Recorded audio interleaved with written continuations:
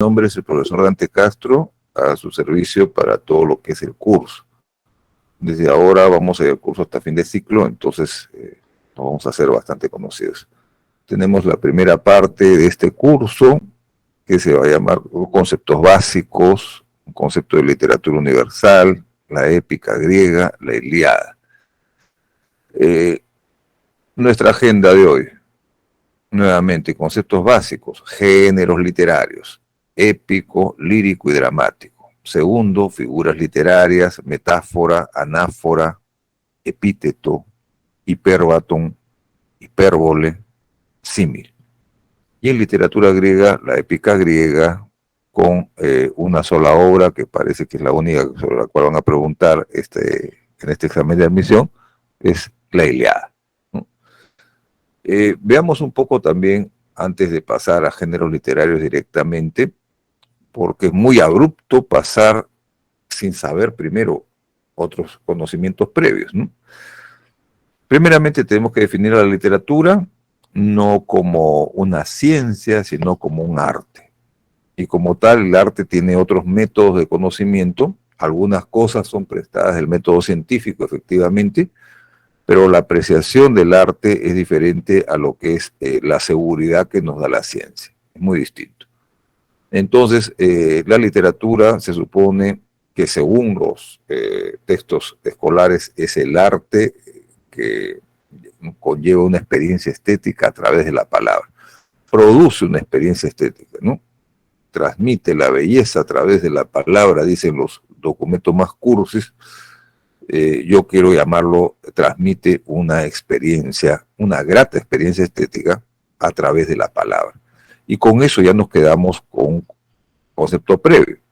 El instrumento básico de la literatura como arte es la palabra. El instrumento básico de la literatura como materia prima es el lenguaje. El lenguaje como materia prima de la literatura desarrolla una función del lenguaje, que es la función poética. La función poética del lenguaje debe estar presente o estaría presente en cualquier tipo de lenguaje, pero más en el lenguaje literario.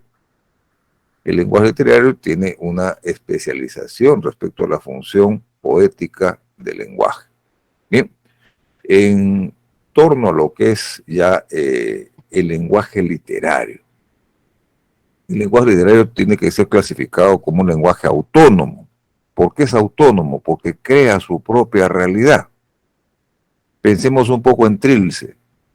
Trilce no es una palabra castellana, es un neologismo inventado por César Vallejo, que cumple 100 años. Este año 2022 cumple 100 años la publicación de trilce. Pero trilce, la palabra trilce no existe en el diccionario. Pero Vallejo podía usarla en un espacio literario, claro que sí. La literatura le permite a Vallejo recrear el lenguaje. Por eso el lenguaje literario es autónomo. Frente a otros lenguajes, el lenguaje de las ciencias exactas, el lenguaje del Baldor, por ejemplo, el lenguaje del ensayo histórico-social, el ensayo científico, por ejemplo, tienen un lenguaje heterónomo. O sea, dependen directamente de lo que dice el diccionario. Trilce no. Trilce es un término inventado por el poeta que no depende directamente de su significación en el diccionario. ¿Bien? Entonces, el lenguaje literario, ya dijimos, es autónomo. ¿Qué más? Es profundamente connotativo. Porque a cada palabra que utiliza le enriquece con un mayor significado que el que le da el diccionario. La palabra mar denota extensión de agua salada. Pero yo te puedo decir, eres un mar de conocimientos. O quiero extraviarme en el mar de tu mirada. Cosas así. La palabra mar ya connota otros significados dentro de una poesía. O incluso dentro del lenguaje coloquial. En cambio, mar en el diccionario dice extensión de agua salada. Entonces, cuando decimos connota, es porque el lenguaje literario le enriquece de mayores significados a una misma palabra. En cambio, el lenguaje no literario solamente se refiere a su significado estricto. Otra cosa más, el lenguaje literario tiene múltiples significados. Entonces es un lenguaje plurisignificativo frente a los otros tipos de lenguaje que solamente tienen un significado. Por lo tanto, los otros tipos de lenguaje se llaman monosignificativos. El lenguaje literario tiene significados plurales, ¿no? Tiene múltiples significados. Entonces, dentro de esa riqueza que tiene el lenguaje literario, existen las figuras literarias como instrumentos. Y después vamos a ver lo que es la literatura griega, porque es la literatura que, habiendo nacido en una cultura específica, en un espacio específico de la geografía europea, ¿no? Y con una historia también muy específica, se convierte en un legado universal. La literatura griega, la cultura que practicaron los griegos, se convirtió en la base de la cultura occidental europea. Por eso le echamos mano en nuestros exámenes de admisión. Es la base, es el origen prácticamente de la cultura europea en general, porque la literatura griega se universaliza, no se queda en las 4 fronteras que la vieron nacer. Bien, vamos a conceptos básicos. Acá tenemos los géneros literarios. Cuando hablamos de géneros literarios tenemos que definir qué cosa es género para todas las disciplinas del conocimiento, y luego definir qué cosa es género para la literatura. Vamos adelante con eso. Acá tenemos introducción a los géneros literarios. Toda disciplina del conocimiento tiende a clasificar sus objetos de estudio de acuerdo a las características que estos poseen, ¿no? Entonces tenemos en cursiva, se ha puesto clasificar, ¿cierto? Acá. Y la subrayo aquí para otra palabra que está en cursiva, características. Clasificar de acuerdo a las características que estos poseen, ¿no? La palabra género la encontramos asociada a los estudios de naturaleza y de gramática. En las ciencias naturales destaca la clasificación de los seres vivos según la taxonomía de estos. Cuando estudiamos la naturaleza, botánica, zoología, ya tenemos que hacer una taxonomía de los seres vivos y clasificarlos. Entonces, además de género, existe la especie, existe la familia, existe la clase, existe el individuo. Son subclasificaciones por debajo del género. El género es un conjunto grande de especies. La especie es un conjunto grande de familias. La familia es un conjunto grande de clases. Y las clases es un conjunto grande de individuos, ¿no? O sea, el menor componente de esa clasificación es el individuo. El género y el número son cualidades propias de los sustantivos y también de artículos, los adjetivos y los pronombres. El género puede ser femenino, la casa, o masculino, el árbol. Muy bien, eso es para la gramática. Pero ¿qué significaría género entonces para todas las disciplinas del conocimiento? Aquí viene la definición, ¿no? El género, conjunto de seres o cosas que tienen elementos en común. Entonces, género para todas las disciplinas del conocimiento, para todas las carreras que se vayan a estudiar. El género significa conjunto de seres o cosas que tienen elementos en común, conjunto de cosas que tienen elementos en común, conjunto de seres con elementos en común. Ya. Y el género literario, conjunto de obras literarias que tienen elementos en común. Eso sería un género literario. Un género literario es solamente, llanamente, en lenguaje común y corriente, un conjunto de obras literarias que tienen elementos en común. Para no dar un gran rodeo, porque las otras clasificaciones van ustedes a verlas, ¿no? Las otras definiciones de género, los géneros literarios acá están. Se llama género literario a cada categoría específica en que los textos literarios pueden clasificarse, atendiendo a características de su estructura, a su contenido específico o a los mecanismos que emplea para producir el efecto estético que persigue. Dese cuenta, toda obra literaria persigue crear un efecto estético. ¿En quién? En el receptor, ¿no? Continuamos. Por su naturaleza, cada obra literaria es susceptible de identificarla con un género en específico, siempre dependiendo del contenido, la práctica literaria, la extensión del texto, así como el tono en que se dirige al receptor. Recuerden este circuito emisor y receptor, ¿no? En el medio, ¿qué cosa hay? El mensaje. El mensaje en este caso es la obra literaria, ¿no? Entonces, el tono en que se dirige al receptor es importante para la clasificación de género. Existen géneros que clasifican o agrupan tipos de obras según el contenido que poseen y exteriorizan. Las características existentes en cada uno de estos géneros los individualizan. En este sentido, se pueden encontrar géneros literarios con aspectos semánticos, fonológicos o formales. Estos géneros literarios tienen subgrupos o subclasificaciones. Ya hemos visto eso en la diapositiva anterior, ¿no es cierto? Abajo del género, ¿qué cosa está? La especie, ¿no? Debajo de qué cosa está la familia, las clases y el individuo, ¿no? Entonces, cada género literario tiene subclasificaciones. Imaginemos un género literario, la narrativa, ¿no es cierto? La narrativa tiene la novela y el cuento, básicamente. Tiene otras expresiones también. Pero dentro de la novela hay la novela indigenista. Y dentro de la novela indigenista puede existir la novela indigenista del centro, del sur del Perú, del norte del Perú.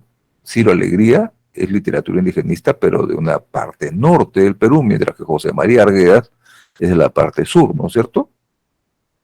No es lo mismo la novela indigenista de Ciro Alegría que la novela indigenista de José María Arguedas, porque la segunda posee el quechua y la primera no, por razones históricas, por razones geográficas, por razones étnicas.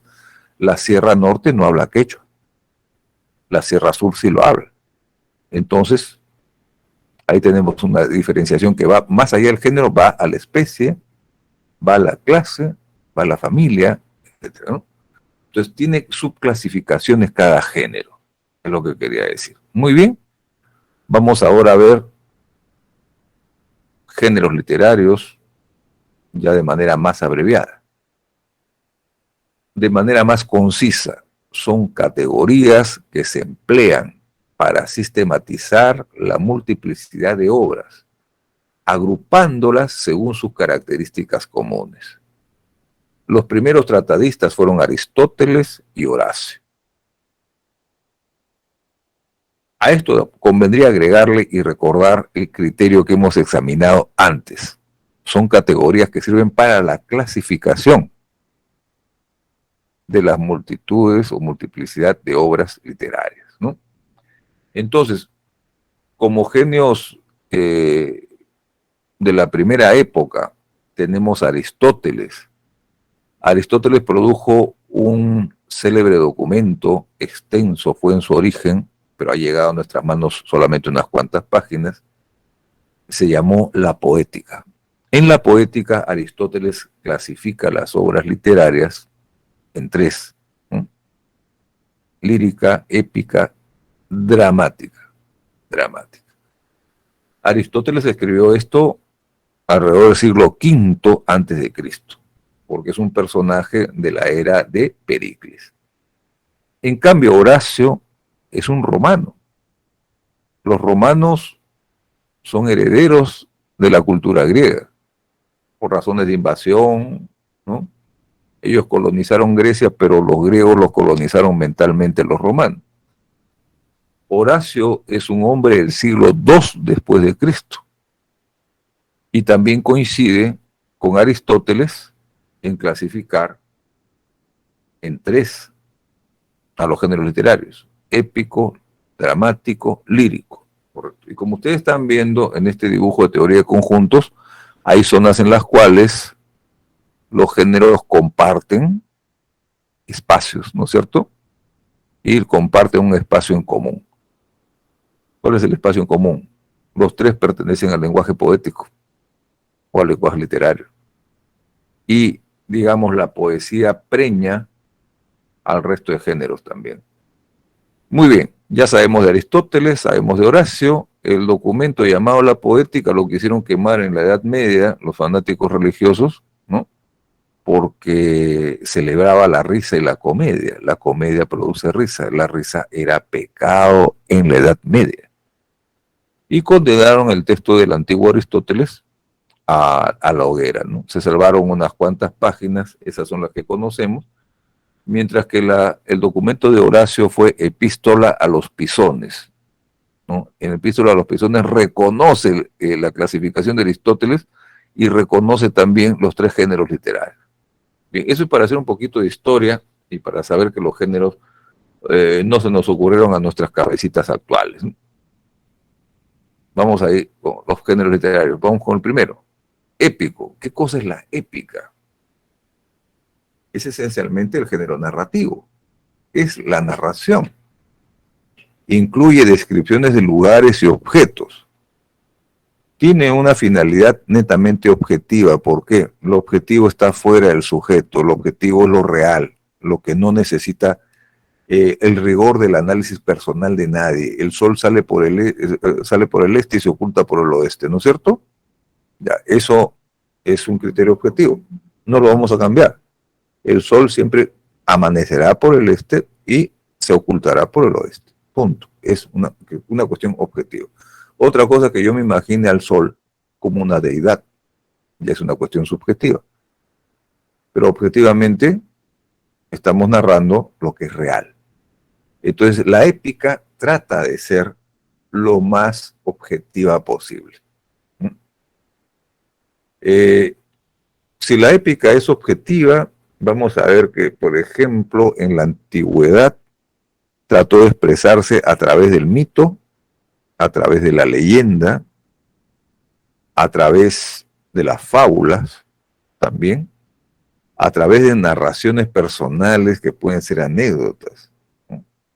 Mito, la leyenda, la fábula, fueron especie del género narrativo en las épocas arcaicas. Pero conforme pasa el tiempo y la humanidad ha progresado, sobre todo en el uso del lenguaje y en el uso de la literatura, la humanidad ha ido creando obras literarias con mayor rigor. Por ejemplo, la novela. La novela es, digamos, una especie del género narrativo contemporáneo.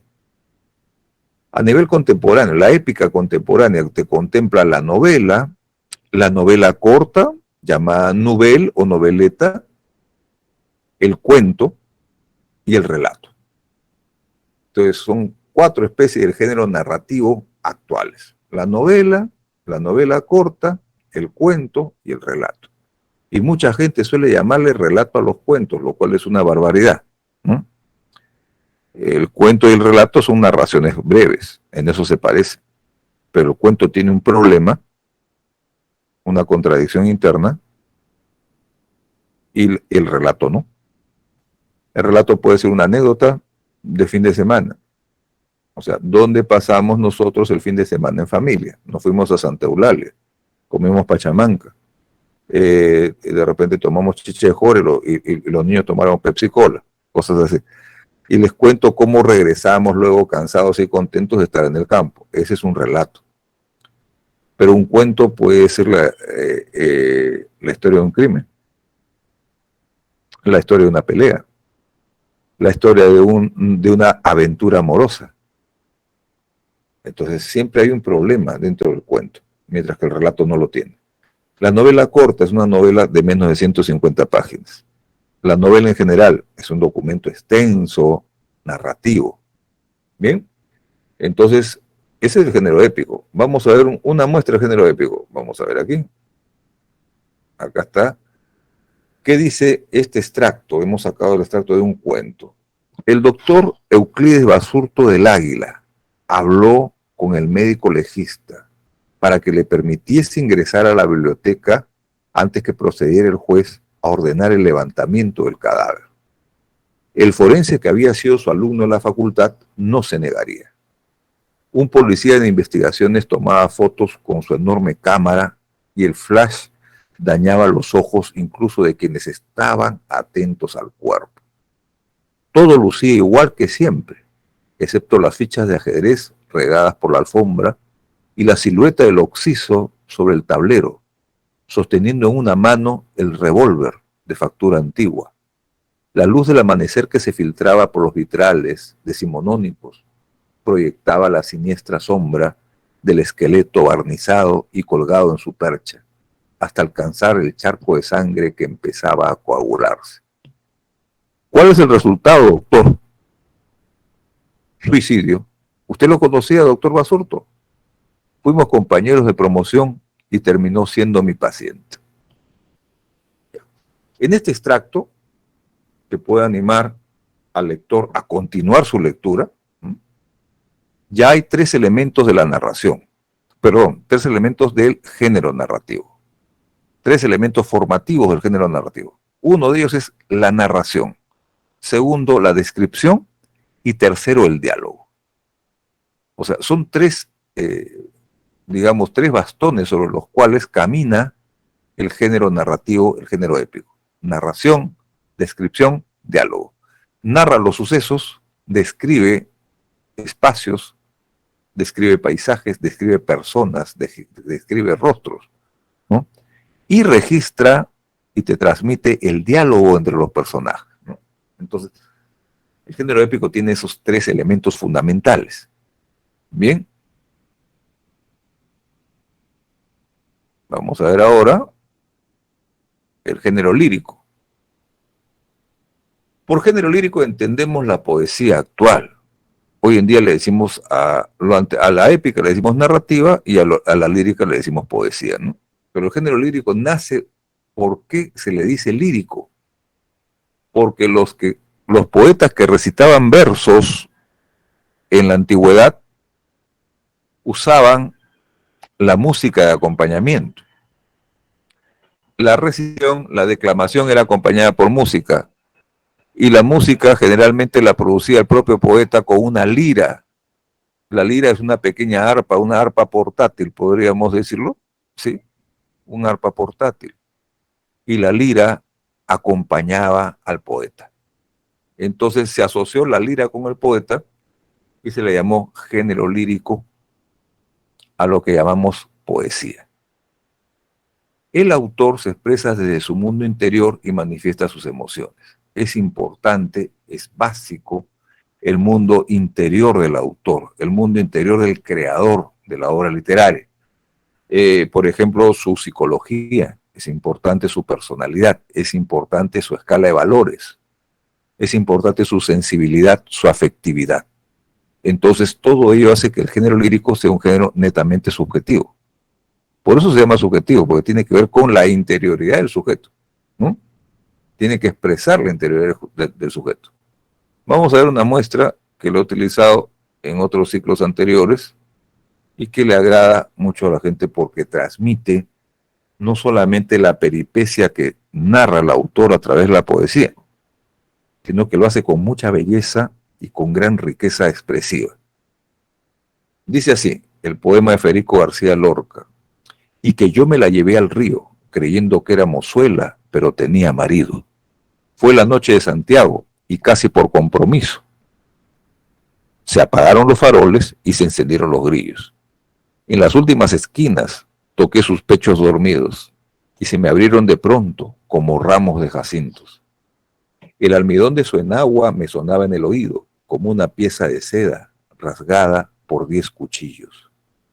Yo me quité la corbata, ella se quitó el vestido, yo el cinturón con revólver, ella sus 4 corpiños. Ni nardos ni caracolas tienen el cutis tan fino, ni los cristales con luna relumbran con ese brillo. Sus muslos se me escapaban como peces sorprendidos, la mitad llenos de lumbre, la mitad llenos de frío. Aquella noche corrí el mejor de los caminos, montado en potra de nácar, sin bridas y sin estribos. Sucia de besos y arena, yo me la llevé del río. Con el aire se batían las espadas de los lirios. Me porté como quien soy, como un gitano legítimo. La regalé un costurero grande de raso pajizo. Y no quise enamorarme, porque teniendo marido, me dijo que era mozuela cuando la llevaba al río. Este poema se llama La casada infiel, de Federico García Lorca. Lo primero que van a notar es que no está narrado en prosa, sino en verso. La composición en verso también identifica al género lírico y lo diferencia del género narrativo, ¿no? O sea, uno es en prosa, género narrativo, y otro es en verso, el género lírico. Pero además, vean ustedes el lujo que hace de figuras literarias, ¿no? En las últimas esquinas toqué sus pechos dormidos y se me abrieron de pronto como ramos de jacintos, ¿no?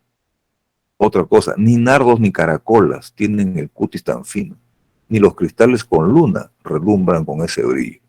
O sea, hay una belleza intrínseca en el poema que solamente se puede transmitir a través de las figuras literarias que vamos a estudiar después, como es la metáfora, el símil, el hiperbatón y todo esto está registrado aquí, ¿no? Pero lo vamos a estudiar aparte, dentro de unos minutos. Vamos ahora al siguiente género, el género dramático, y como ustedes ya saben muy bien, drama es teatro, ¿no? El género dramático es lo que ahora llamamos teatro. Pero ¿cómo nació? Nació en la cultura griega antigua, en la cual había una diferenciación entre lo que es tragedia y lo que es comedia. En la Grecia antigua la tragedia estaba reservada para los nobles, la comedia estaba para la plebe, para la muchedumbre. Entonces, ¿qué es lo que va a diferenciar al género dramático? La representación en escena. O sea, llevar a escena lo que estamos narrando, representarlo con hechos, con movimientos, con palabras, con diálogo. El teatro representa las acciones a través del diálogo y el movimiento de los personajes. Eso es lo que dice la diapositiva. ¿Y qué se mezcla en el teatro? Lo subjetivo con lo objetivo. Cuando leamos Edipo Rey, y creo que muchos de ustedes ya lo leyeron, van a ver esa mezcla de lo subjetivo con lo objetivo. Objetivamente existe una escala de valores. Esa escala de valores ha sido quebrantada. Es una sociedad que respeta los valores que transmite de generación en generación. Pero subjetivamente existe el mundo interior de Edipo, el mundo interior de Electra, ¿no? Entonces, ese aspecto es rescatado también. Y otra cosa más, en el género dramático muchas veces se representaron diálogos en verso.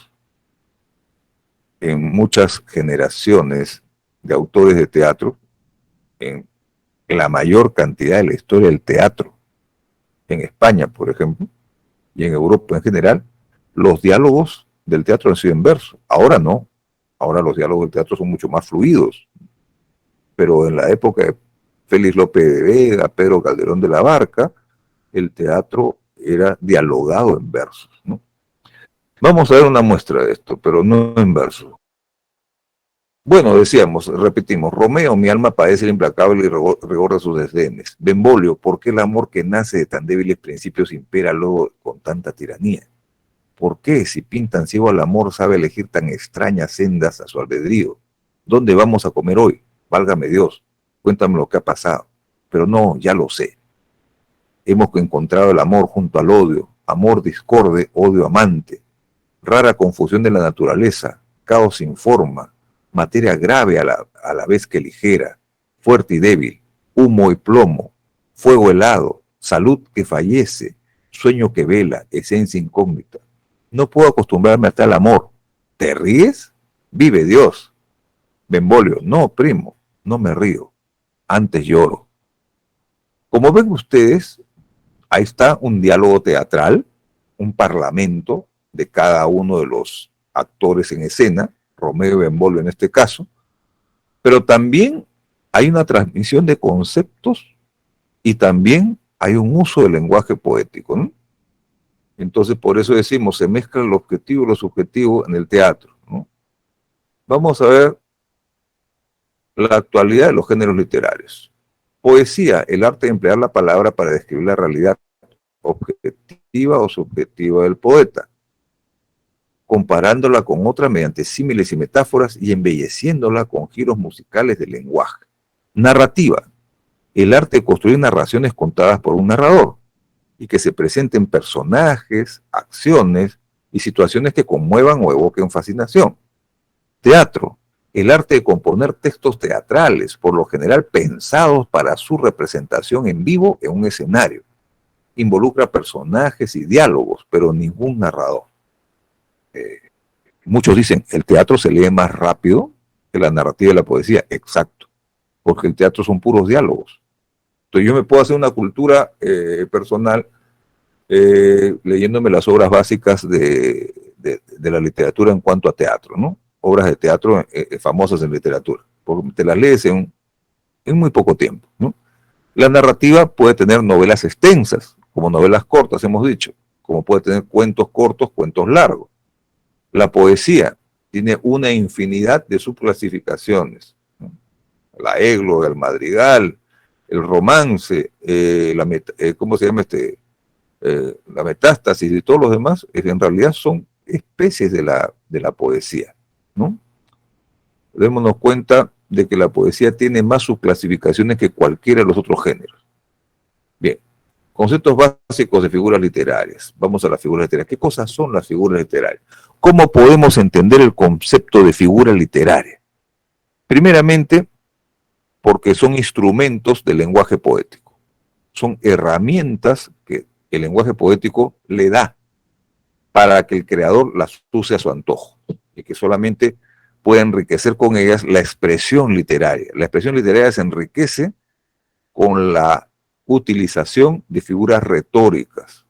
Claro, a esto le llamamos figuras retóricas ya en la vida profesional. Y a nivel pedagógico le llamamos figuras literarias para poder llegar más rápido al alumno, ¿no? Figuras literarias son artificios del lenguaje literario, son herramientas del lenguaje literario. Vamos con las primeras. Acá tenemos la metáfora. La metáfora es la figura literaria más comúnmente usada en literatura. Muchas veces dicen que el lenguaje literario es metafórico, pero es un error. El lenguaje literario no solamente es metafórico, incluye muchas figuras más.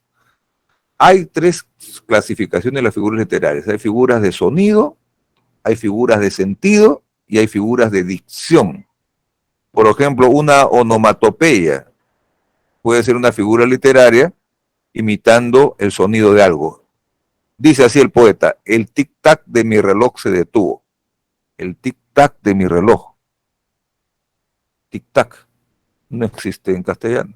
Sin embargo, lo estoy utilizando como una figura literaria, ¿no? Entonces, no podemos acá en esta clase resumir todas las figuras literarias porque es inabarcable para una clase de una hora. Requiere un curso. Vamos a solamente escoger las figuras literarias que van a entrar en este examen. Metáfora, tiene que entrar. Figura que consiste en sustituir el sentido de una palabra por otra, a la cual alude. Consiste en sustituir el concepto de una palabra por otra, ¿no? Eso es el sentido, el logos, el concepto, el contenido de una palabra. Se sustituye en otra. Por ejemplo, A es B. Nuestras vidas son los ríos. Se dice, nuestras vidas son los ríos que van a dar al mar. Ah.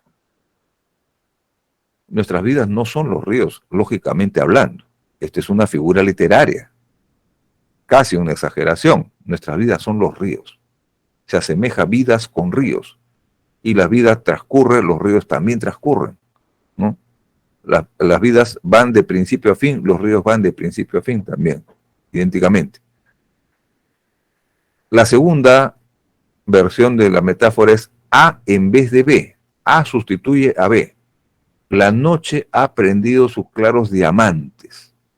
Diamantes está sustituyendo la palabra estrellas. La noche ha prendido sus claras estrellas. Metafóricamente te estás imaginando a la noche como un sujeto que puede prender sus claras estrellas o sus claros diamantes. Pero si en el cielo hubieran diamantes, el ser humano trataría de encontrar el cielo más rápidamente, ¿no? Y no ha sucedido así, sino que definitivamente se refiere a las estrellas ¿no? Por la multiplicidad de estrellas en el cielo y también por el brillo que tiene, ¿no? La noche ha prendido sus claros diamantes. Diamantes sustituyó a la palabra estrella. Muy bien, entonces ya sabemos lo que es una metáfora, ¿no? Sustituir el sentido de una palabra por otra. Vamos ahora con la anáfora. Vean ustedes la anáfora, figura que consiste en la repetición de una o más palabras al inicio de los versos. Figura que consiste en la repetición. Bien, donde se vea repetición de una palabra o de una frase, por ejemplo, al comienzo de los versos, o incluso puede ser al final. Pero basta que veamos repetición, vemos una anáfora. Temprano levantó la muerte el vuelo. Temprano madrugó la madrugada. Vean la reiteración, madrugó la madrugada, podría ser otra figura literaria, que es la reiteración, ¿sabes? No el pleonasmo. Pero bueno, temprano, temprano. Al repetirse la palabra temprano, estamos ante una anáfora. Generalmente se produce en la poesía. Pero, por ejemplo, Gabriel García Márquez, dentro del riquísimo lenguaje que emplea Cien años de soledad, emplea también la anáfora. Y muchos brillantes narradores también emplean la anáfora en la narración. Pero más común es en la poesía, más identificable, y además le ahorra un montón de trabajo al autor de poesía. Ese es un secretito, ¿no? En cambio, el epíteto expresa una característica o cualidad de un sustantivo. ¿Qué es el epíteto? Un adjetivo calificativo que se refiere a una característica intrínseca del sujeto. Ojo, el astuto Odiseo. Odiseo siempre va a ser caracterizado por su astucia y por su inteligencia. El encendido fuego. El fuego siempre está encendido, pues, si no serían cenizas. Hera, la diosa de los niveos brazos. En toda la literatura griega encontramos esta definición de Hera porque sus brazos bellísimamente blancos la caracterizaban, ¿no? Vamos adelante. Acá tienen ustedes el hipérbato, figura que consiste en la alteración del orden lógico y habitual de las palabras en una oración. Vean la muestra. Del salón en el ángulo oscuro, de su dueña tal vez olvidada, silenciosa y cubierta de polvo, veías el arpa. Me quedo con los dos primeros versos. Debería decir en el ángulo oscuro del salón, pero ha puesto la carreta delante de los caballos. Igual, debería decir tal vez olvidada de su dueña, pero revirtió el orden, de su dueña tal vez olvidada. Ese es un hipérbato. Y nos confundimos memorísticamente con la hipérbole, hiper, ¿no es cierto? Nos hace confundir. La hipérbole es una figura que radica en la exageración de los atributos, sí, pues. La exageración es la hipérbole. No hay extensión más grande que mi herida, desgarradora, ¿no es cierto? Tu corazón es tan frío y duro como el mármol, exageradísimo. ¿Ya? Ese es el hipérbole. El hipérbole es una exageración. ¿Y el símil en qué consiste? El símil es una comparación. Es una figura que consiste en la comparación entre dos términos. Unos cuerpos son como flores, otros como puñales, otros como cintas de agua. ¿Cómo? El cómo es un enlace, es un puente entre dos palabras, entre dos conceptos. Ese es el símil, un puente, un enlace, una comparación explícita, mientras que la metáfora es implícita, el símil es explícito. El símil es una figura literaria o retórica que consiste en la comparación de dos términos que comparten una cualidad. A diferencia de la metáfora, el símil precisa el uso de conectores, entre los cuales destacan como, cual, qué, similar a, parecido a, semejante a, etc. El símil es explícito porque te explica algo. La metáfora no te explica nada. La metáfora toma al toro por las astas. Vamos a ver ejemplos. El guardia, tan fiel como un perro, salió detrás. Símil. Si quisieras haber hecho una metáfora, decías, el guardia, perro fiel, salió detrás. Siguiente. El guardia, cual perro fiel, salió detrás. Símil. La metáfora, el guardia Campos, perro fiel, salió detrás. Cuando discuten son como bestias, símil. No es lo mismo que decir son unas bestias discutiendo, metáfora. Tus ojos son como dos zafiros, símil, son como dos zafiros. En cambio, si te digo que estoy enamorado de tus ojos, te digo los zafiros de tus ojos, ¿no? Es. Entonces es muy distinto la metáfora del símil por esa situación, porque uno es explícito y el otro es implícito. Vamos a la edad antigua, la literatura griega. ¿Por qué nos interesa tanto la literatura griega? Desarrollada en la península del Peloponeso, acá está geográficamente el espacio en que se desarrolló esta cultura, porque la cultura griega es la base de la cultura occidental. En su edad antigua ya comenzó a universalizarse. Es original porque pertenece a una cultura en específico y es universal porque la cultura griega conquistó sin guerra a toda Europa, ¿correcto? El periodo formativo de la literatura griega es el que más nos va a interesar en esta etapa en que estamos estudiándola, ¿no? Por ejemplo, tenemos la épica griega. La épica griega reconoce como personaje principal a Homero, que se supone comía pan en este mundo en el siglo VIII antes de Cristo.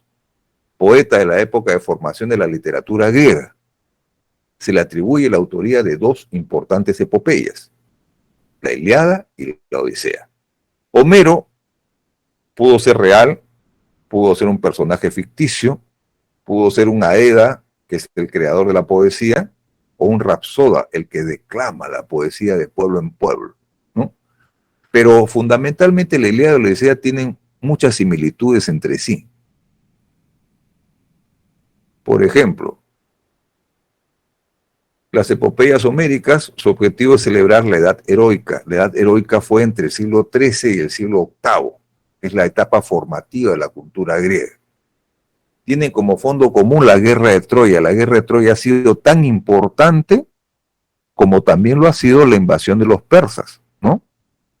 Entonces, ahí está lo característico de estas obras literarias. Casi todas se refieren a la guerra de Troya, ¿no? En el teatro, en la poesía y en la narrativa. Tiene como fondo común la guerra de Troya. Pertenecen a un mundo aristocrático y señorial. ¿Por qué? Porque los principales personajes de estas obras pertenecen a la aristocracia. O sea, no son guerreros de abajo.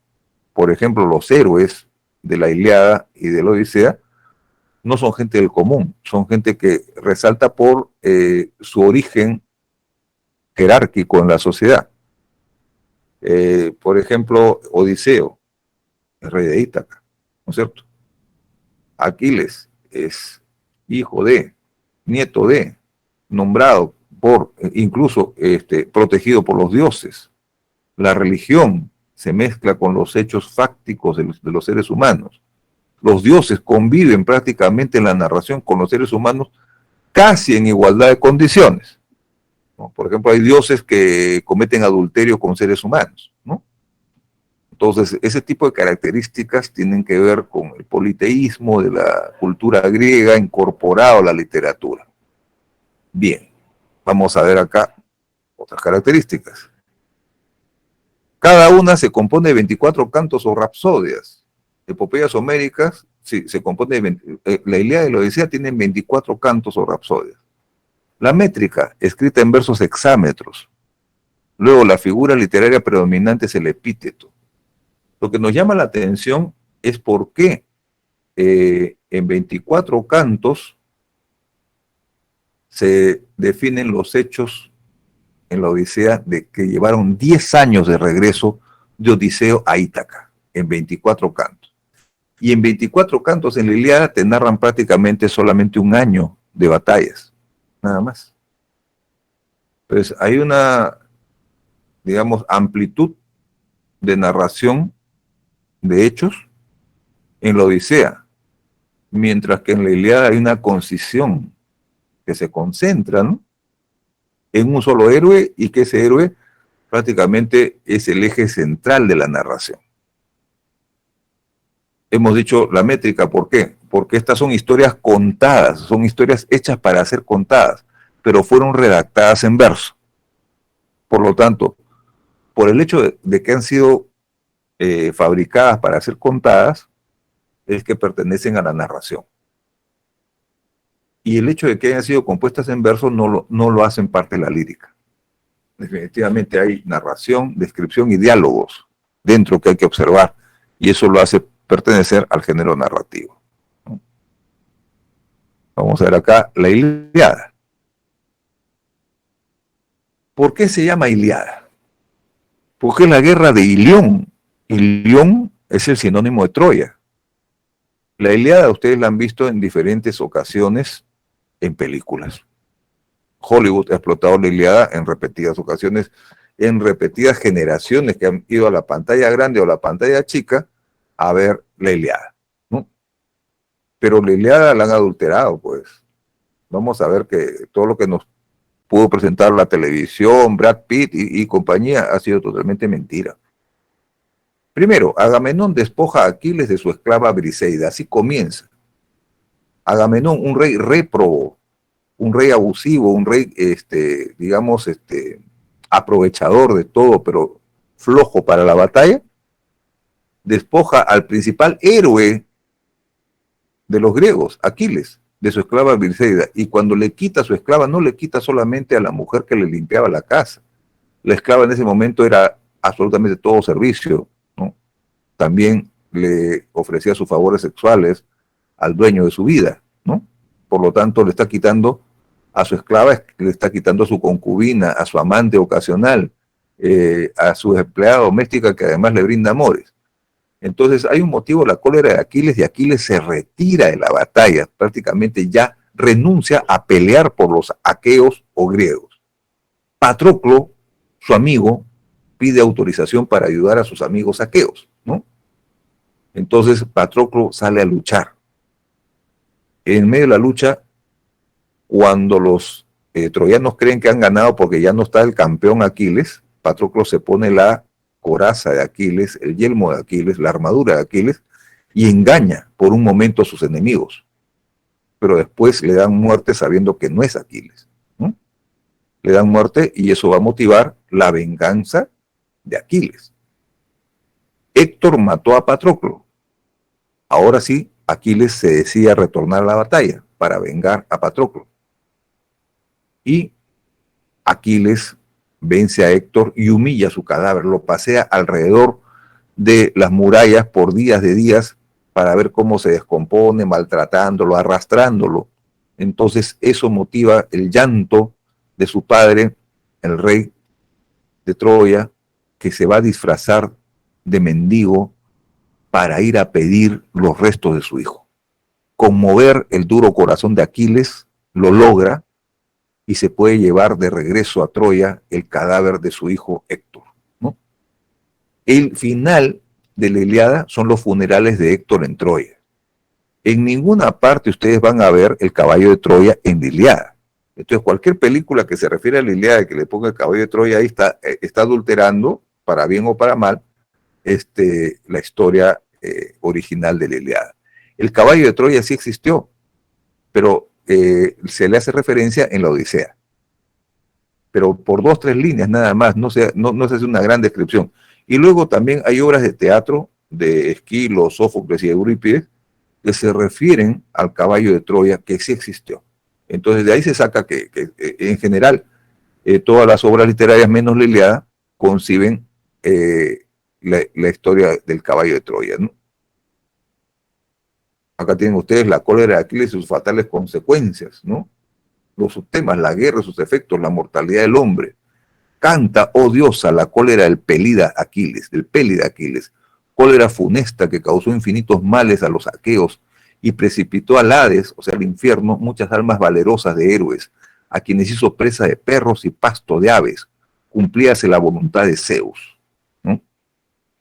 Entonces, ese es el lenguaje en el cual está compuesta la Ilíada, es un lenguaje de epopeya. ¿Qué es una epopeya? Es una narración que representa a toda una nación, a toda una cultura, a todo un pueblo.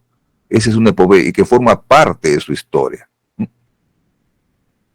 Vamos a ir a los comentarios. El destino de Troya está unido al destino de Héctor. Héctor es el que perjudica o eleva el destino de Troya. En sus momentos heroicos, Héctor sobresale por su valor, pero Troya prácticamente está condenada. Se exaltan las proezas humanas de héroes marcados por destinos inevitables. El destino inevitable es una parte fundamental de la cultura griega antigua. Nadie puede escapar a su destino. Eso lo vamos a analizar cuando estudiemos a Edipo Rey. Para Homero, la vida es una lucha constante por la cual el sujeto alcanza su mayor dignidad. Tanto Odiseo como Aquiles van a tener una lucha constante. ¿Por qué? Por su dignidad, por su honor, por rescatar qué cosa, lo que ha perdido, o el honor al cual se siente defraudado por el destino. Entonces, esa es la situación ahí. Vamos a ver ahora las respuestas. Como el tiempo es breve, solamente se las puedo leer, nada más. Y ustedes tienen que solucionar el cuestionario, ¿no? Previamente, antes de llegar a la clase.